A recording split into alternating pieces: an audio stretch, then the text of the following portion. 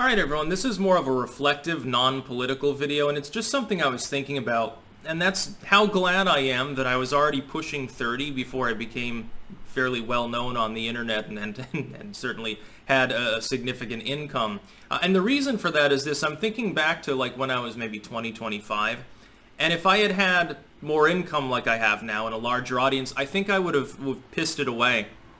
I think I probably would have smoked a lot of weed, and done a lot of acid and stuff like that, and ultimately I would have burned out, and by now I'd probably be living in a cardboard box. See, now that I'm in my 30s and I'm sort of thinking maybe more long-term, more cerebrally about life, I'm thinking about how to invest in the future, how to make returns on things, how to sort of plan things out, not just with regards to video creation or books or something, but like long-term, like where do I want to be when I'm 50? But when you're like a teenager or early 20s, typically you're not really thinking of that. You're sort of just living in the moment, and this isn't everyone. People mature at different rates. Some people, they're very mature in some ways, but not in others, and I think my self-control is higher now than it would have been even a few years ago. And that's to my benefit. And so, I mean, imagine, and I've seen it happen, of course. Sometimes what happens is someone, like, they peak really early, they get well known, but then they lose interest. It peters itself out. At some point, it's just a job. Like, there are even content creators that they're a bit on the older side, and you can tell they like burn out, and it's like, well, it's just not doing it for me anymore. And this isn't just through videos, it's also people who, they do photography for a living, basically. They use Instagram or whatever cringy service they use now. Whatever cringy site the youth use, they make TikTok dance videos. It's like there are people that thought that would become a long-term stable career. Video creation can be. I'm not sure that specifically 30-second dance videos on a Chinese spying app is necessarily the way that I would go. But see, if I were younger, and everything were happening as it is right now, I probably would have a TikTok and I'd be doing cringy shit that I would end up regretting 5-10 years later. Probably. Here's the thing.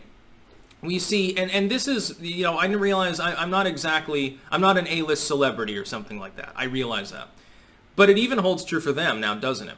How many child stars or prodigies, like, have you ever heard of Aaron Carter? Yeah, he's really popular now. I'm sure his concerts sell tens of thousands of tickets. You think of the Olsen twins or any of these others. Think of Britney Spears. Britney Spears rises to the top, becomes massively successful. It fucking drives her nuts. Has a psychotic break, and now is essentially a state ward in part, which they've got a Free Britney campaign.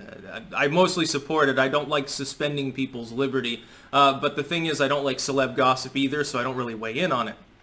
Just putting that out there. I tacitly support the idea, but I'm not going to be a champion of hashtag Free Britney. I don't think that would be good for the channel. I don't think that would be good to attach myself to, if you know what I'm saying, but my libertarian views do apply, I will proudly say. I'm thinking back to, the wild party days of when I was in UVM, and the first notoriety I had was trip reports. Well, if they'd become like really successful, I was talking about doing all sorts of drugs and stuff like that. I'd probably be dead.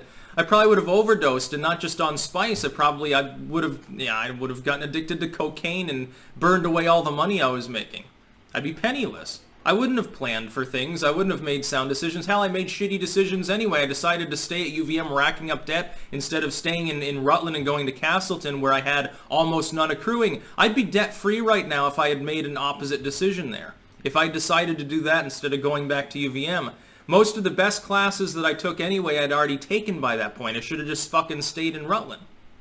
I had the opportunity because I was already mixing it up with like archive.org and similar sites and stuff like that. I already was looking into like the obscure occult works, but back then I didn't have the judgment capability to say, hey, you know what?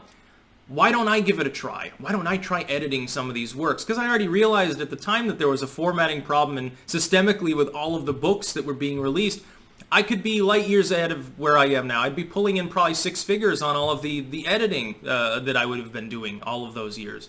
I might be a millionaire by now, but I was too young to make that judgment, to make a rational, sane decision.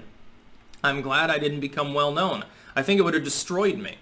And I'd be one of the people who was instead of one of the people who is if that had happened. Because again, when you get older, the tendency, and this isn't true for everyone, is that you make maybe more rational decisions looking forward as opposed to just being here and now. And also you have more of a past of experience to draw on. I don't know. Just sort of a little bit of a rant there. But yeah, think of think of the Olsen twins or something like that and do a where are they now? Or, they're going to be a top level answer in Are They Still Alive, the game, or something like that. By the way, is Lionel Richie still alive? I know he's the one that gets mentioned the most often. It's an old joke. The where are they, the sort of are they still fucking alive thing. It's an old joke. Never mind. It's sort of a thing from Mad Magazine article that I saw, like, again, 25 years ago or something at this point. Yeah. Long time. That's about all. Peace out.